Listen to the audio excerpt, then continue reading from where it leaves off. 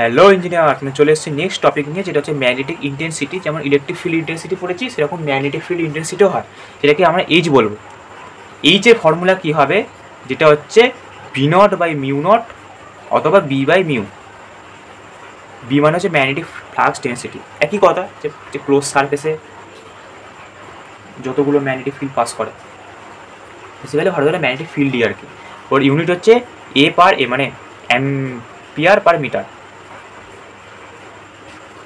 আর basically আমরা magnetic intensity বলতে কী চাইছি, এই যে আমরা একটা মেটেরিয়াল আছে, আমরা যেটা এক্সটার্নাল ম্যাগনেটিক ফিল্ডের মধ্যে রাখছি আমি, এই যে এক্সটার্নাল ম্যাগনেটিক ফিল্ডের যে স্ট্রেংথ, সেইটা হচ্ছে ম্যাগনেটিক ইন্টেন্সিটি। মানে এই যে এক্সটার্নাল ম্যাগনেটিক ফিল্ড, তার যে স্ট্রেংথ, সেটা হচ্ছে ওর ইন্টেন্সিটি, সেটা হচ্ছে এইচ।